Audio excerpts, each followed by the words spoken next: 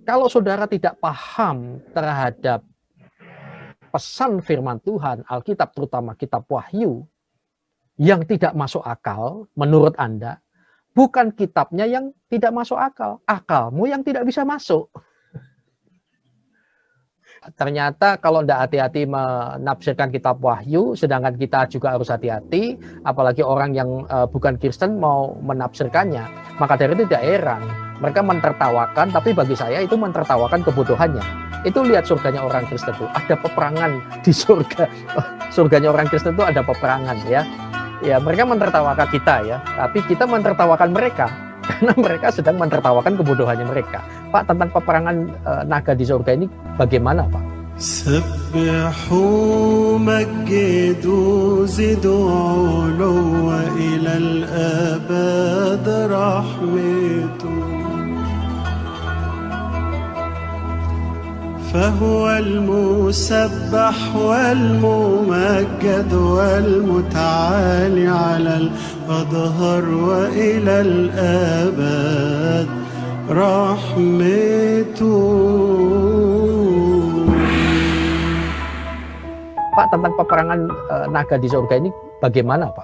Saya menekankan dua hal ini dulu, Pak Heri, sebelum kita memahami lebih jauh.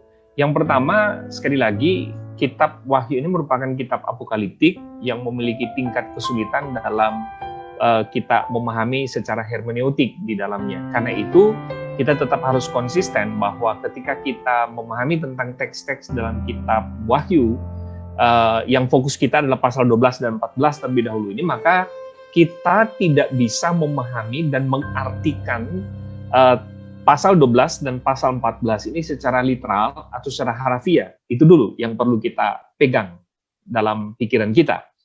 Karena memang pasal 12 dan pasal 14 ini, sekali lagi, ada banyak hal-hal yang kita akan ketemukan di sana yang sangat sulit untuk kita pahami dalam konteks kita sebagai pembaca dan penafsir modern di sana. Sebab kitab apokaliptik ini adalah mengandung kata-kata dan bahasa-bahasa simbolik dan memiliki makna-makna figurasi sebetulnya yang tidak mudah untuk kita lihat. Apa yang digambarkan dalam pasal 12 dan pasal 14 itu, kita tidak bisa memahami itu secara literal atau harafiah gitu. Karena kalau kita pahami itu secara harafiah, maka kita akan memahami dan mengerti apa yang diuraikan pada pasal 12 dan 14 itu seperti apa yang kita pahami dan apa yang mungkin kita akan gambarkan gitu. Nah, padahal belum tentu apa yang kita pahami dan gambarkan secara harafiah itu adalah pesan yang mau disampaikan oleh penulis Injil Yohanes. Itu yang paling penting yang saya mau tekankan terlebih dahulu.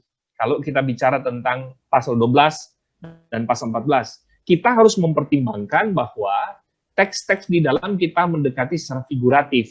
Karena di dalam ada simbol, di dalam ada cerita-cerita yang jauh lebih rumit dari apa yang kita pahami dalam konteks pembaca dan penafsir modern hari ini.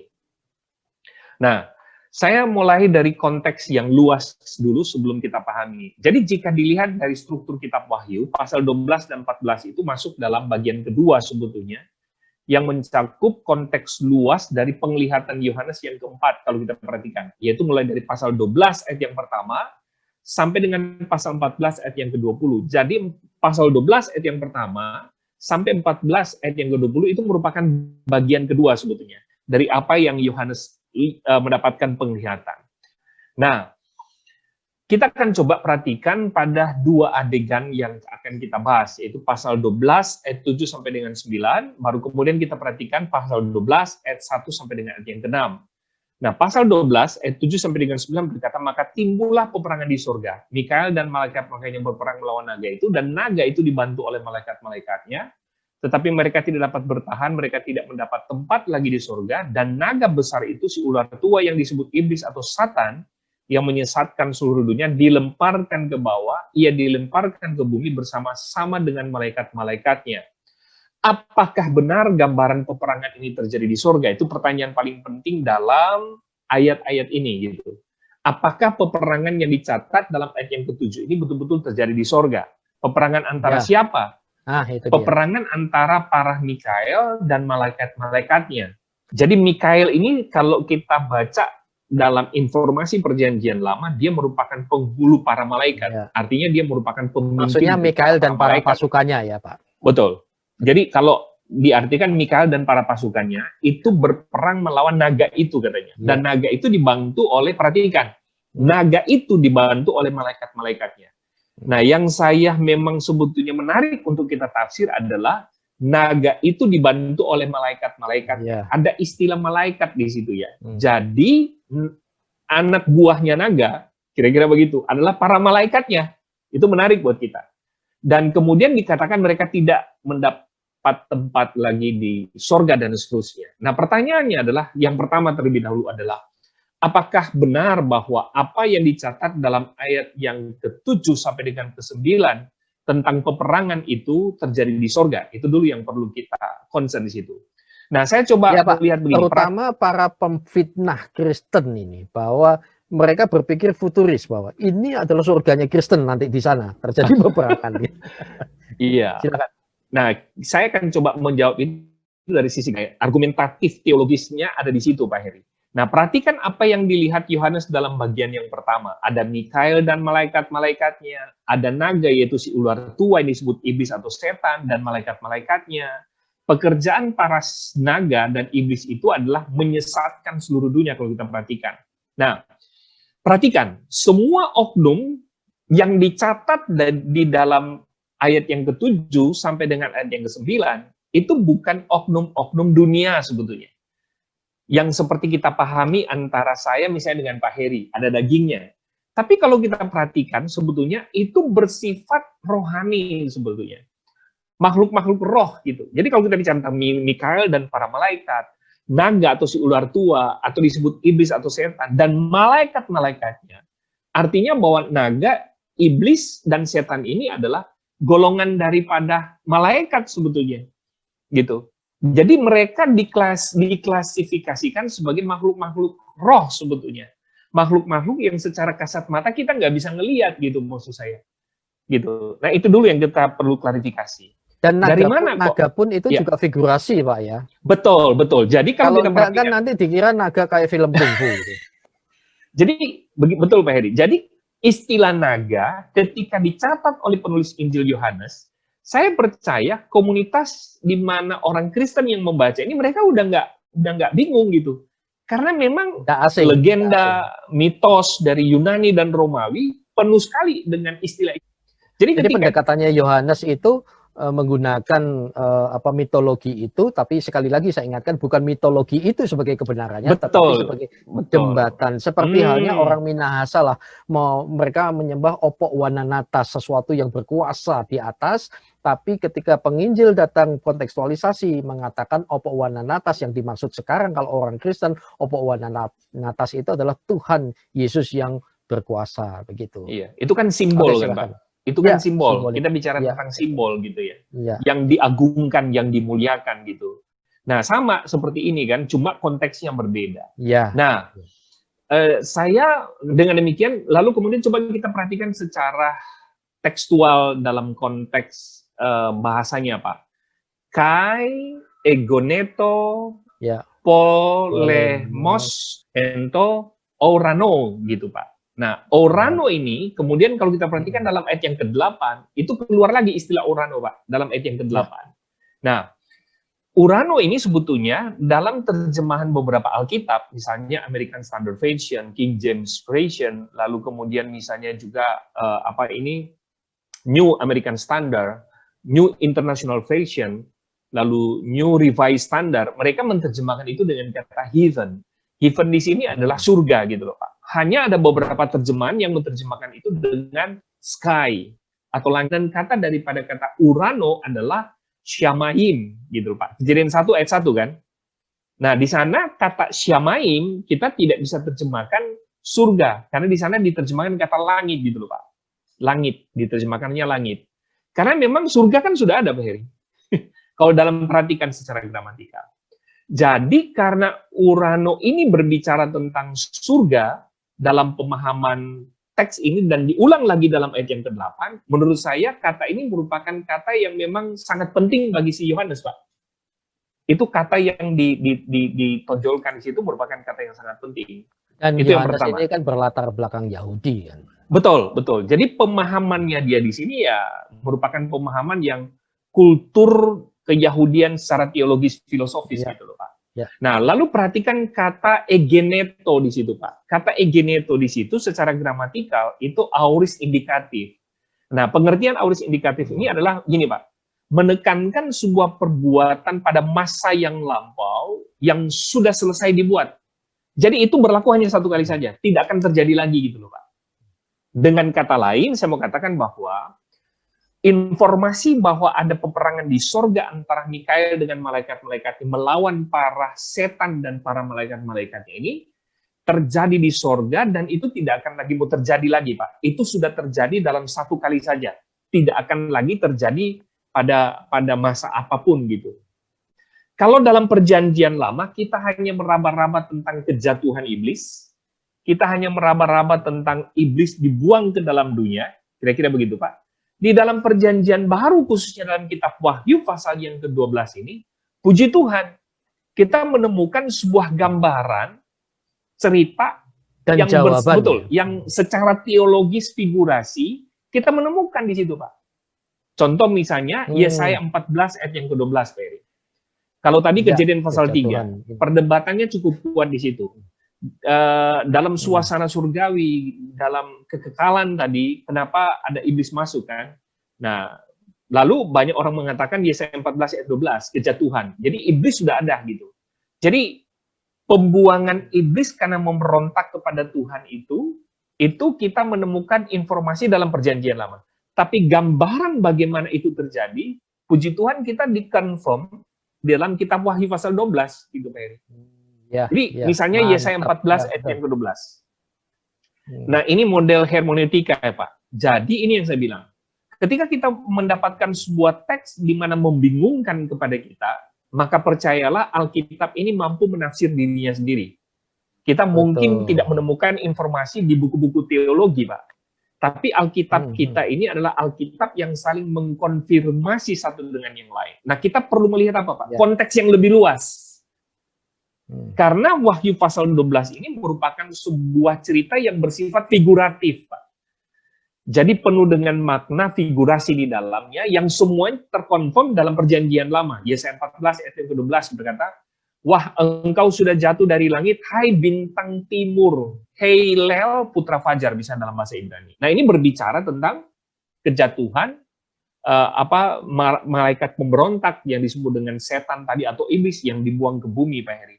Dan kalau kita bicara juga misalnya gini, Pak, kita bicara tentang malaikat-malaikat yang jahat gitu ya, maka Alkitab kita juga itu, Pak, memberikan kepada kita sebetulnya bahwa ada juga malaikat-malaikat yang jahat, ada malaikat-malaikat yang dibuang gitu, yang jatuh. Contoh misalnya, kalau kita perhatikan dalam 2 Petrus 2 ayat yang ke-4 dan Yudas pasal 1 ayat yang ke-6, itu menyebut tentang malaikat-malaikat yang telah berdosa, mendurhaka, memberontak terhadap Allah, dan tidak menaati tentang hukum gitu. Nah, Wahyu pasal 12 yang keempat berisi catatan penglihatan Rasul Yohanes tentang malaikat-malaikat yang jatuh ke bumi itu, Pak, mengikuti setan tadi gitu. Jadi menurut saya ini terkonfirmasi gitu, Pak Heri.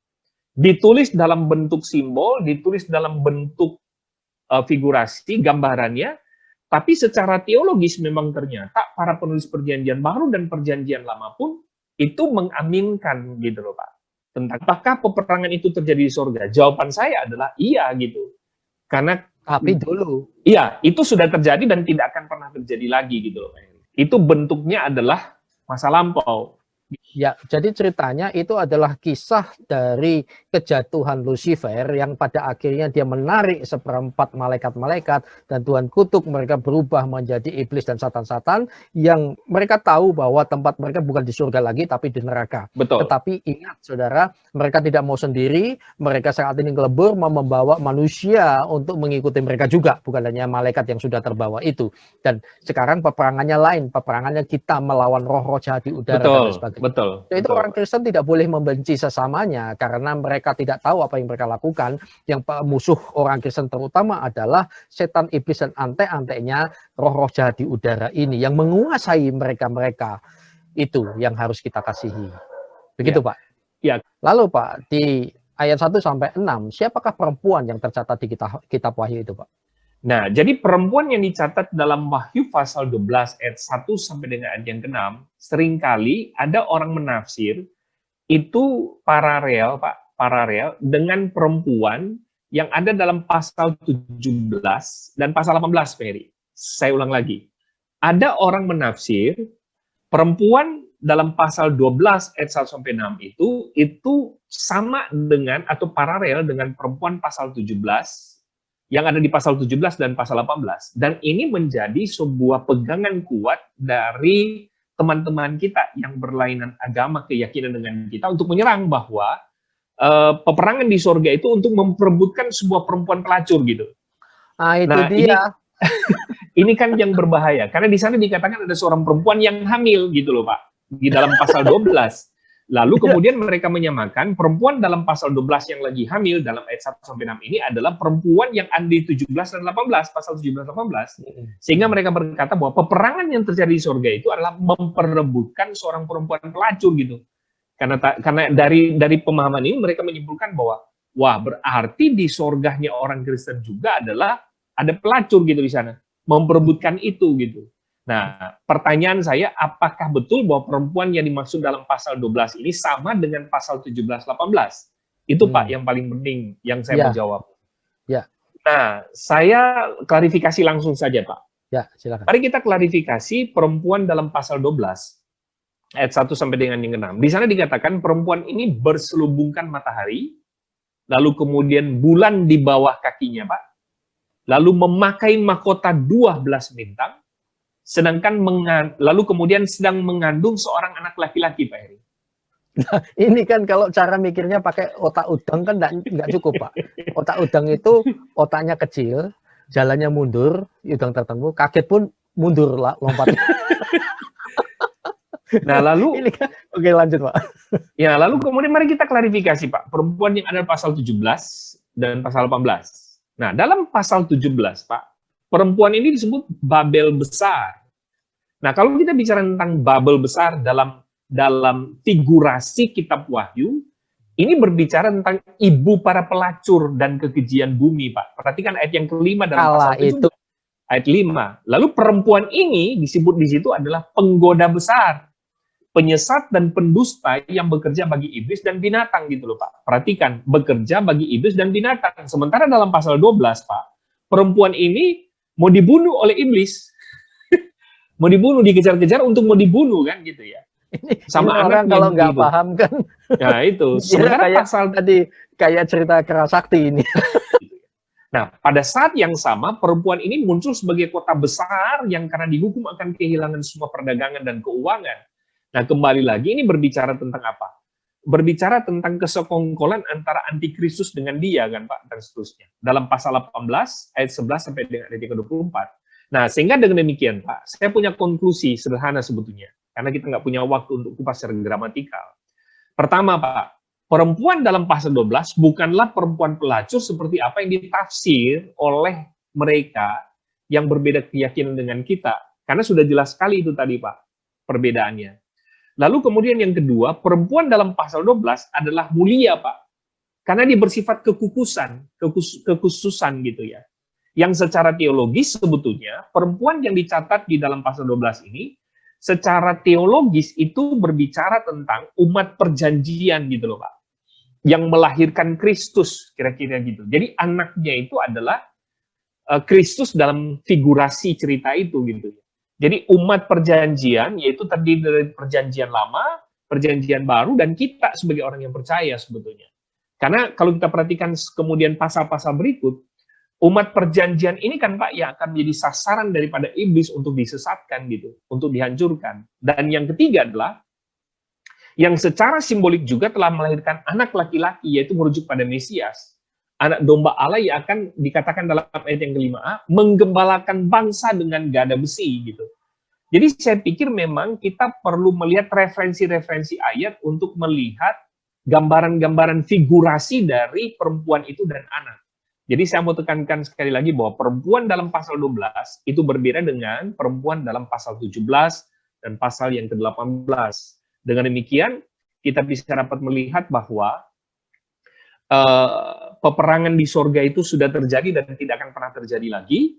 Dan peperangan di surga itu bukan berbicara tentang bagaimana para malaikat atau Mikael dan teman-temannya berperang dengan setan atau iblis untuk memperebutkan perempuan pelacur tadi.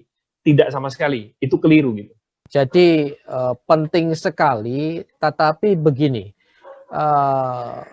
kalau kita mempelajari, terutama yang di luar kekristenan, mempelajari kitab Wahyu dengan sungguh-sungguh, maka akan justru mendapatkan sebuah kekayaan hikmat yang luar biasa.